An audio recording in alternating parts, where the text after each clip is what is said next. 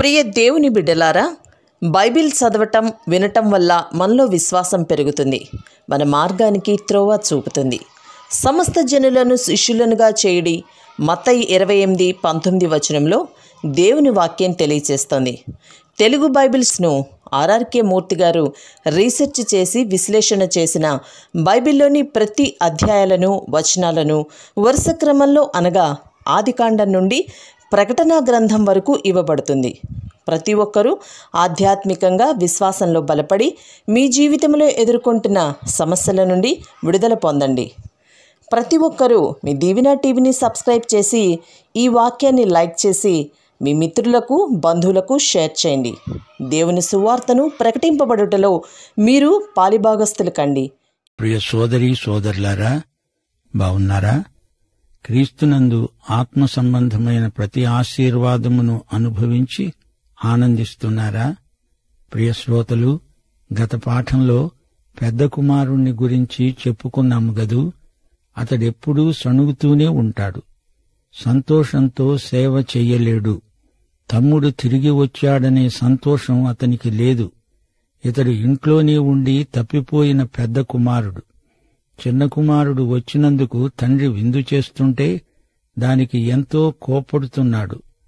తండ్రికి దగ్గరగా ఉన్నట్లే కనిపిస్తాడు గాని ఆయనకు వీడెంతో దూరం. తండ్రి సంతోషిస్తుంటే వీడు సంతోషించాలి గదా, గాని దాన్ని అనుభవించలేని దౌర్భాగ్యుడు. తండ్రిదంతా తనదే కాని అడగడు, తీసుకొని వాడుకోలేడు. తండ్రి తలుపు తెరిచి లోపలికి రా అంటే రాడు, బయటనే ఉండిపోతాడు. పరిసయ్యులు, శాస్త్రులు పెద్ద కుమారుడి మనస్తత్వం గలవారు. శ్రోతలు, ఈ ఉపమానంలో 3 కుమారులున్నారు. పెద్ద కుమారుడు తండ్రి సహవాసాన్ని పోగొట్టుకున్నాడు, తండ్రి మీద అలిగాడు. చిన్న కుమారుడు దూరదేశానికి పోయి తండ్రి హృదయాన్ని బద్దలు చేశాడు. ఇక 3వ కుమారుడు ఎవరంటారా? ఈ ఉపమానాన్ని చెప్పిన యేసుక్రీస్తే. ఆయన దేవుని కుమారుడు, పాపరహితుడు. ఆయన సమాధానకర్త అయిన అధిపతి. లోక పాపమునకు ఆయనే ప్రాయశ్చిత్త బలి. యోహాను సువార్త 1:12 తనను ఎందరు అంగీకరిస్తారో వారికందరికీ, తన నామమందు విశ్వాసముంచిన వారికి దేవుని పిల్లలవడానికి ఆయన అధికారం అనుగ్రహించాడు.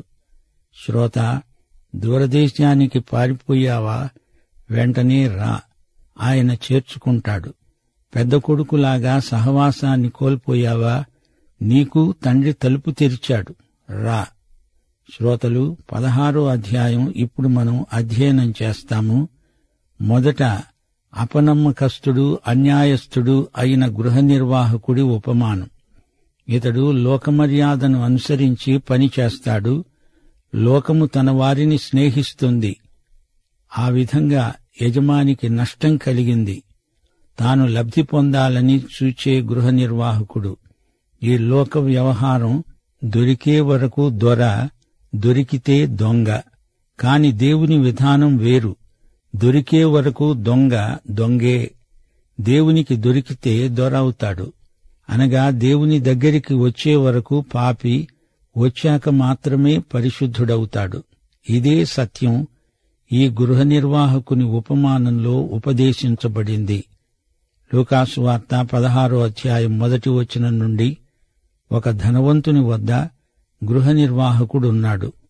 వాడు అతని ఆస్తి పాడు చేస్తున్నాడని అతని వద్ద వాని మీద నేరము మోపబడగా అతడు వాణ్ణి పిలిపించి అన్నాడు, నిన్ను గూర్చి నేను వింటున్న ఈ మాట ఏమిటి? నీ గృహ నిర్వాహకత్వపు లెక్క అప్పగించు. నీవు ఇక మీదట గృహ నిర్వాహకుడవై ఉండడానికి వల్ల కాదు. ఆ గృహ నిర్వాహకుడు తనలో తాను అనుకున్నాడు, నా యజమానుడు ఈ గృహ నిర్వాహకత్వపు పనిలో నుండి నన్ను తీసివేస్తాడు గనుక నేనేమి చేసేది? తవ్వలేను, భిక్షమెత్తడానికి సిగ్గేస్తుంది. నన్ను ఈ గృహ నిర్వాహకత్వపు పని నుండి తొలగించేటప్పుడు వారు నన్ను తమ ఇండ్లలోనికి చేర్చుకునేటట్లు ఏమి చెయ్యాలో నాకు తెలుసు. అతడు తన యజమాని రుణస్థులలో ఒక్కొక్కణ్ణి పిలిపించి, నీ యజమానికి ఎంత అచ్చి ఉన్నావు అని మొదట వాణ్ణి అడిగాడు. వాడు 100 మణుగుల నూనె అని చెప్పగా, నీవు నీ చీటీ తీసుకొని త్వరగా కూర్చుండి 50 మణుగులు అని రాసుకో అని వానితో అన్నాడు. తరువాత వాడు నీవు ఎంత అచ్చి ఉన్నావు అని మరొకణ్ణి అడుగగా, వాడు 100 తూముల గోధుమలు అని చెప్పినప్పుడు వానితో నీవు నీ చీటీ తీసుకొని 80 తూములు అని రాసుకో అని చెప్పాడు.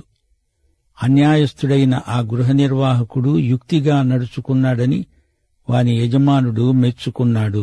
వెలుగు సంబంధుల కంటే ఈ లోక సంబంధులు తమ తరమును బట్టి చూడగా యుక్తిపరులై ఉన్నారు.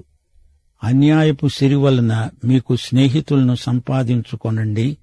ఎందుకనగా ఆ సిరి మిమ్ములను వదిలిపోయేటప్పుడు వారు నిత్యమైన నివాసములలో మిమ్ములను చేర్చుకుంటారు. మిక్కిలి కొంచెములో నమ్మకముగా ఉండేవాడు ఎక్కువలోనూ నమ్మకముగా ఉంటాడు. మిక్కిలి కొంచెములో అన్యాయంగా ఉండేవాడు ఎక్కువలోనూ అన్యాయంగా ఉంటాడు. కాబట్టి మీరు అన్యాయపు సిరి విషయములో నమ్మకముగా ఉండని ఎడల సత్యమైన ధనమును ఎవడు మీ వశం చేస్తాడు? మీరు పరుల సొమ్ము విషయంలో నమ్మకంగా ఉండని ఎడల మీ సొంతమైనది ఎవడు మీకిస్తాడు? ఏ సేవకుడు 2 యజమానులను సేవించలేడు. వాడు ఒకణ్ణి ద్వేషించి ఒకణ్ణి ప్రేమిస్తాడు, లేదా ఒకణ్ణి అనుసరించి ఒకణ్ణి తృణీకరిస్తాడు. మీరు దేవుణ్ణి సిరిని సేవించలేరు. ప్రియశ్రోతలు, గృహ నిర్వాహకుడు ఎలా ఉండాలి? 1 కొరింథీ 4:2 పౌలన్నాడు, గృహ నిర్వాహకులలో ప్రతివాడు నమ్మకమైన వాడై ఉండడం ఆవశ్యకం. ఈ ఉపమానంలోని గృహ నిర్వాహకుడు నమ్మదగినవాడు కాడు. యజమానికి లెక్క అప్పగించాల్సిన రోజు వచ్చింది. అతని అవినీతి అంతా బయటపడింది. ఉద్యోగం కాస్త ఊడింది. అప్పుడతడు ఒక యుక్తి పన్నాడు. తన పదవిని నిలువబెట్టుకోవడానికి ఒక వ్యూహం రచించాడు, యోచించాడు. బెచ్చమెత్తడానికి అతనికి సిగ్గుట, కాని మోసం చేయడానికి, దొంగతనం చేయడానికి మటుకు సిగ్గులేదు. ఇలాంటి వారు క్రైస్తవ సంస్థలలో కూడా కొందరున్నారు. లోక ప్రమాణాన్ని బట్టి ఇతడు తెలివైనవాడు. రుణస్థులను తనకిష్టమొచ్చినంత క్షమించేస్తున్నాడు. ఈ విధంగా వారి ప్రాపకం సంపాదించుకుంటున్నాడు. మొదటి రుణస్థునికి 50%, రెండో ఖాతాదారుకు 20% తగ్గించాడు. వారి చేత మంచివాడు అనిపించుకోవడానికి అలా చేశాడు. యజమానిని నష్టపెట్టాడు. యజమాని అతని మోసపు తెలివిని మెచ్చుకున్నాడు. అసలు సంగతేమిటంటే అతడు ఇలాగే అవినీతిపరుడు. అదే పద్ధతిలో పైకి వచ్చిన వంచకుడు. మోసగాడు మోసగాణ్ణి మెచ్చుకుంటాడు. దొంగ మరో దొంగను ఎంత బాగా దొంగతనం చేశావురా అంటూ, నన్ను మించిపోయావే, నా దగ్గరే ఎంత తెలివిగా దొంగిలించావురా అనడా? కుక్కని చంపుకు తింటుంది. పెద్ద చేప చిన్న చేపను మింగేస్తుంది. అది లోక మర్యాద. అదే లౌక్యం. వెలుగుబిడ్డల కంటే ఈ లోకస్తులకు డబ్బు తెలివి ఎక్కువ. అన్యాయపు సిరి అంటే ఏమిటి అంటారా? డబ్బు మంచిదీ కాదు, చెడ్డదీ కాదు గాని ధనాపేక్ష సమస్త కీడులకు మూలం. విశ్వాసులకు ధనం ఆధ్యాత్మికం, అవిశ్వాసులకు ధనాపేక్ష నరకానికి ద్వారం. విశ్వాసి ధనాన్ని ఆధ్యాత్మీకరించుకోగలడు, అవిశ్వాసి ధనాపేక్షతో ఉరిపెట్టుకోగలడు. అదే వ్యత్యాసం. విశ్వాసికి డబ్బు సేవ చేస్తుంది, అవిశ్వాసి డబ్బుకు బానిస అయిపోతాడు. దైవదాసులకు డబ్బు దాస్యం చెయ్యాలి కాని డబ్బుకు వీరు దాసులవ్వకూడదు. సిరికి దేవునికి ఒకేసారి సేవ చేయడం కుదరదు. నీవు దేవదాసువా ధనదాసువా అని దేవుడు అడుగుతున్నాడు. శ్రోత, దానికి నీ జవాబేమిటి? లూకాసు వార్త 16:14 నుండి. ధనాపేక్ష గల పరిసయ్యులు ఈ మాటలన్నీ విని ఆయనను అపహసిస్తూ ఉండగా ఆయన అన్నాడు, మీరు మనుష్యుల ఎదుట నీతిమంతులము అనిపించుకుంటారు గాని దేవుడు మీ హృదయములను ఎరుగును. మనుష్యులలో ఘనముగా ఎంచబడేది దేవుని దృష్టికి అసహ్యం. యోహాను కాలము వరకు ధర్మశాస్త్రమున్నది, ప్రవక్తలు ఉన్నారు. అప్పటి నుండి దేవుని రాజ్య సువార్త ప్రకటించబడుతూనే ఉంది. ప్రతివాడు ఆ రాజ్యములో బలవంతముగా జొరబడుతున్నాడు. ధర్మశాస్త్రములో ఒక పొల్లైనా తప్పిపోవడము కంటే ఆకాశము భూమి గతించిపోవడం సులభం. తన భార్యను విడనాడి మరొకతను వివాహము చేసుకునే ప్రతివాడు వ్యభిచరిస్తున్నాడు. భర్తను విడిచిన దానిని వివాహము చేసుకునేవాడు వ్యభిచరిస్తున్నాడు. ఈ అంశం మత్తయి సువార్త 19వ అధ్యాయం 1 కొరింథీ 7వ అధ్యాయంలో పూర్తిగా విశదీకరించాడు ప్రభు.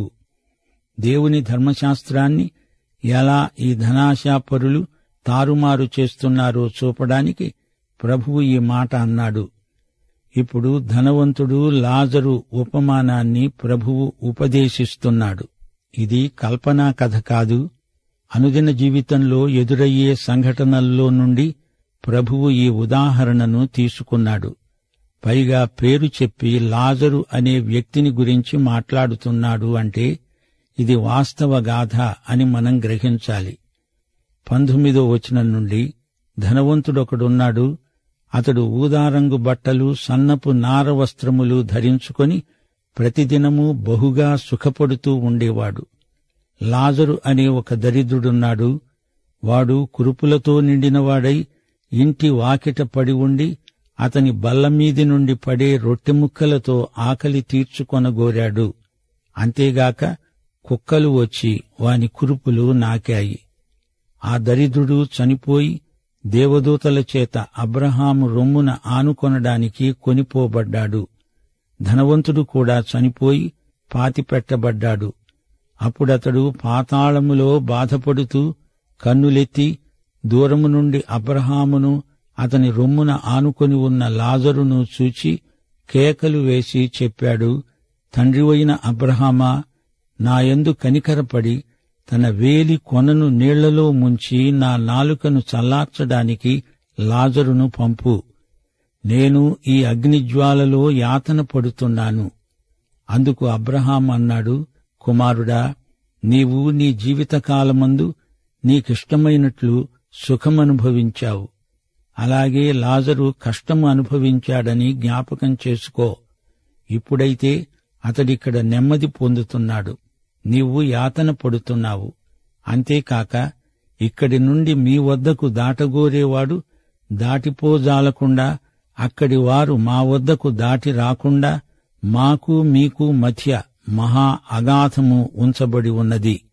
అప్పుడతడన్నాడు, తండ్రి, అలాగైతే నాకు 5 సహోదరులున్నారు.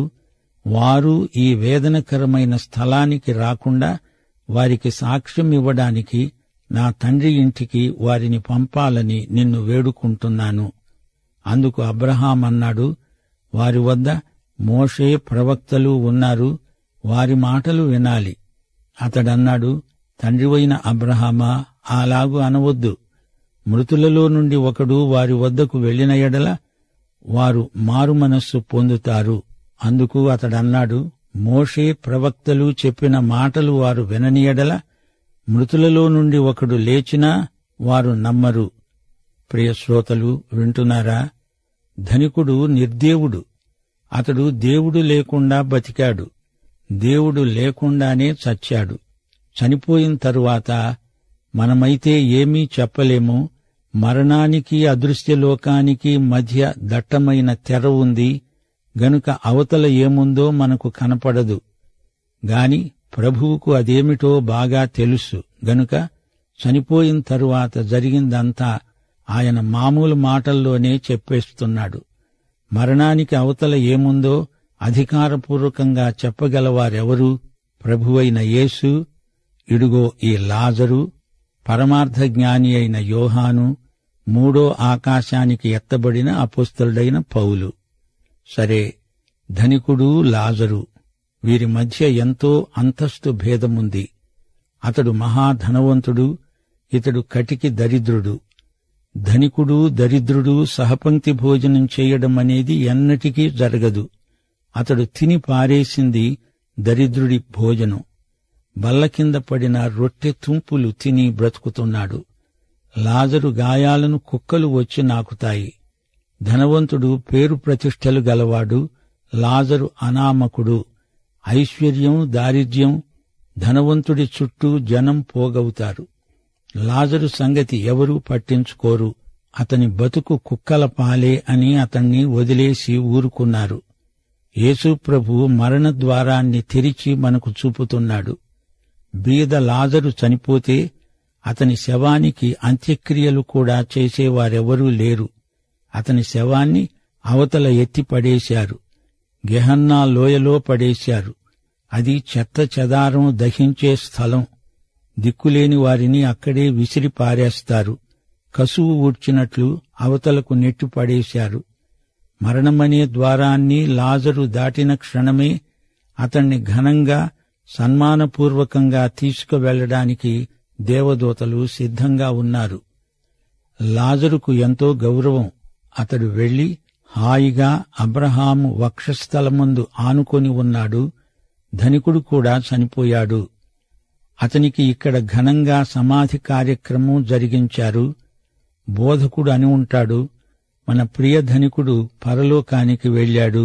కాని అతడు పరలోకానికి వెళ్లలేదు, నరకానికి, పాతాళానికి వెళ్ళాడు. దేవుడు లేకుండా చనిపోయిన వారు యాతనా స్థలానికి వెడతారు. అక్కడ వారికి చైతన్యం ఉంటుంది. యాతన అక్షరాలా అనుభవిస్తారు. చనిపోయాక శరీరం పోతుంది గాని ఆత్మ ఉంటుంది. వ్యక్తి లేడుగాని వ్యక్తిత్వం ఉంటుంది. ఒకరినొకరు గుర్తుపట్టగలరు. నరకమంటే అసలైన గ్రీకు పదం హేడెస్. ఈ హేడెస్ అదృశ్య లోకం. ప్రకటన గ్రంథం 20వ అధ్యాయం 10వ వచనం వరకు ఈ హేడెస్ మూయబడి ఉంది. నరకంలో ప్రథమ పౌరులెవరు? అక్కడ క్రూరమృగము, అబద్ధ ప్రవక్త ఉన్నారు. వారు యుగయుగములు రాత్రింబగళ్లు బాధించబడతారు. అది అగ్నిగంధకముల గుండం. అంత్యక్రీస్తు, అబద్ధ ప్రవక్త హేడస్సులో ప్రథమ పౌరులు. ధనికుడు, లాజరు ఇద్దరూ ఒకే మరణ ద్వారాన్ని దాటారు. అదృశ్యలోకంలో అడుగుపెట్టారు. ప్రియశ్రోత, వింటున్నావా? మరణం ఎడబాటు, మరణానంతర జీవితం ఉంది. ఆదాము నిషిద్ధ ఫలం తిని చనిపోయాడు. భౌతికంగా అతని శరీరం 900 సంవత్సరాలకు చనిపోయింది. అయితే పండు తిన్న ఘడియలోనే వారికి దేవుని నుండి ఎడబాటు కలిగింది. యోహాను సువార్త 11వ అధ్యాయం 25, 26 వచనాలు. యేసు అన్నాడు, పునరుత్థానము, జీవము నేనే. నాయందు విశ్వాసముంచేవాడు చనిపోయినా బ్రతుకుతాడు. బ్రతికి నాయందు విశ్వాసముంచేవాడు ఎన్నటికీ చనిపోడు. పాపము అనేది మనలను దేవుని నుండి వేరు చేస్తుంది. భౌతికంగా బ్రతికి ఉండగానే ఆధ్యాత్మికంగా మనిషి చనిపోయిన వాడవుతున్నాడు. ఎఫెసీ పత్రిక 2వ అధ్యాయం 1వ వచనం, పాపముల చేత, అపరాధముల చేత మనిషి చచ్చిన స్థితిలో ఉన్నాడు. అలాంటి మనలను యేసు తనతో కూడా లేపాడు. దేవునికి స్తోత్రం. ప్రియ శ్రోత, నీవు క్రీస్తుతో కూడా తిరిగి లేచావా? పునరుత్థానం ఎప్పుడో కాదు, ఇప్పుడే నీలో ప్రవర్తిల్లాలి. చచ్చిన వారిని బ్రతికించడానికే యేసు ప్రభువు ఈ లోకానికి వచ్చాడు. మొదటి మరణం తర్వాత రెండో మరణమున్నది. అది ఆధ్యాత్మిక మరణం.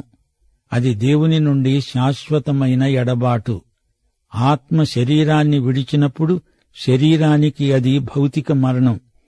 ఆదికాండం 3వ అధ్యాయం 19వ వచనం దీన్ని గురించే అన్నది, నీవు నేలకు తిరిగి చేరే వరకు నీ ముఖపు చెమట కార్చి ఆహారం తింటావు. ఏలయనగా నేల నుండి తీయబడ్డావు, నీవు మన్నే గనుక తిరిగి మన్నే అయిపోతావు. శరీరం మన్నైపోతుంది. మరణమంటే శరీరానికి, ఆత్మకు మధ్య ఎడబాటు, షయోల్ లేక హేడెస్. ఇది 2 విభాగాలు. పరదైసు, దీనిని ఈ వాక్య భాగంలో అబ్రహాము వక్షస్థలమని పేర్కొనడం జరిగింది. ఇక రెండోది యాతనా స్థలం.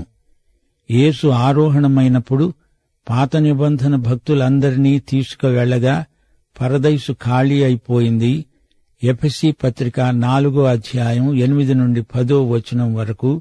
ఆ తరువాత యాతనా స్థలమందు ఉన్నవారిని, అనగా నశించిన వారిని ధవళ సింహాసనానికి అప్పగించటం జరుగుతుంది. ఈ ధవళ సింహాసనపు తీర్పులో నశించిన వారందరూ అగ్ని సరస్సులో పడవేయబడతారు. అదే రెండో మరణం. ధనవంతుడు యాతనా స్థలానికి పోతే లాజరు పరదైసుకు వెళ్ళాడు. బీదతనం, ఐశ్వర్యం అనే స్థితిభేదాన్ని బట్టి కాదు, వీరి హృదయ స్థితిని బట్టి వారి గమ్యములు మారాయి. ధనికుడు భిక్షుకుడయ్యాడు, బీద లాజరు మహిమైశ్వర్యాన్ని స్వంతం చేసుకున్నాడు. శ్రోత, జాగ్రత్తగా విను. 2 కొరింథీ 5:8 ఈ దేహమును విడిచిపెట్టి ప్రభువునొద్ద నివసించడానికి ఇష్టపడుతున్నాము. విశ్వాసులు ప్రభువు వద్దకే వెళ్లిపోతారు, అవిశ్వాసులు హేడెస్సులోని యాతనా విభాగానికి వెళతారు. పరదైసును హేడెస్సు నుండి ప్రభువు పైకి తీసుకువెళ్లాడు. యాతనా స్థలం ఇంకా క్రిందనే ఉంది. అదంతా ఒకానొక రోజున పూర్తిగా అగ్నిగుండములో పడవేయబడుతుంది. ప్రియశ్రోత, నరకం మనుషుల కోసం కాదు, సైతాను కోసం, అతని దూతగణం కోసం. కావాలని అందులో పడేవాడు అవివేకి. చనిపోయి బ్రతికి ఎవరైనా వస్తే సువార్త ప్రకటిస్తే నమ్ముతారు అని నరకములో నుండి ధనికుడంటున్నాడు. అది అర్థం లేని మాట. యేసు ప్రభువు ఇంకా సజీవంగా ఇక్కడే ఉన్నాడు. ఆయన మృత్యుంజయుడు. ఆయన మాట విని ఇప్పుడే ఆయనను స్వకీయ రక్షకుడుగా అంగీకరించు. మరణం తరువాత కాదు, అంతకు ముందే నీవెక్కడికి వెళ్లేది నిర్ణయించుకోవాలి. ప్రియశ్రోత, నీవు రక్షించబడ్డావా? పాఠం ఇంతటితో సమాప్తం. ప్రభు అయిన యేసుక్రీస్తు వారి కృప, తండ్రి అయిన దేవుని ప్రేమ, పరిశుద్ధాత్మ యొక్క అన్యోన్య సహవాసము నిత్యత్వము పర్యంతము మనకందరికీ తోడై ఉండునుగాక. ఆమేన్.